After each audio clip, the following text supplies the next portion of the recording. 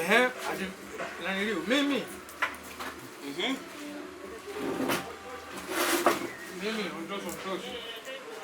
Sio kama naiponda AI. Sisemi unaiponda. Shaka. Katika watu ambao walikupa taarifa za karibu na mapema kipindi artificial intelligence nyingine.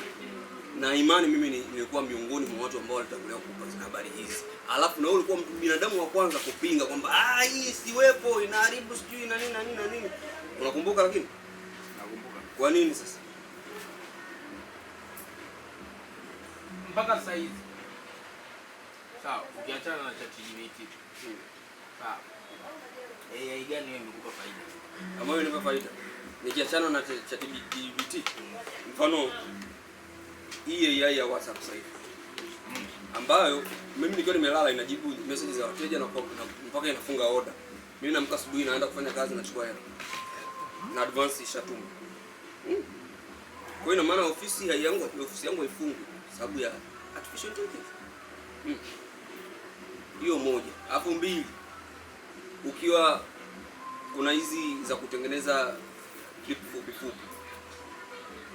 Labda mimi kama msanii nataka kujibrand, labda naenda redioni. Sasa ile video yangu iweje ili ifanane na wasanii wakubwa? Kwa bado hujajua mchanganyiko. Sio kama ninajua mchanganyiko. Kwa kipindi kile ulikuwa unaniambia mimi nilikuwa naamini na nilikuwa na uhakika kabisa kwa AI isipokuwa controlled. Sawa.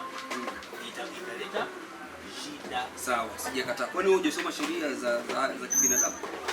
Sheria za haki za kibinadamu. Maana yake ni kwamba kazi zote zinazofanyika duniani, hata kama ni za mashine, za roboti, za nini, lakini mtu anatakiwa afanyeje? Awe involved. Ndio hiyo sasa YouTube amekuja kujibu mapigo. Ukigenerate za YouTube peke yake, ina maana hata zile revenue zinakuwa zina vinyo kiasi. Kwa maana yake ni kwamba binadamu anatakiwa atumike. Kwa hiyo sasa wewe unatumiaje AI kama object, yani kwamba kama kifaa cha kukamilisha kazi yako, sehemu ambako ulikuwa huwezi kufika, ikufikishe. Lakini sio kusema huna kabisa, huna kitu cha kufanya. Yeye yenyewe mwenyewe anapinga. Kwa maana yake ni kwamba ilipokuja AI, unakubaliana na mimi, mwanzo nilipokataa ujio wa AI.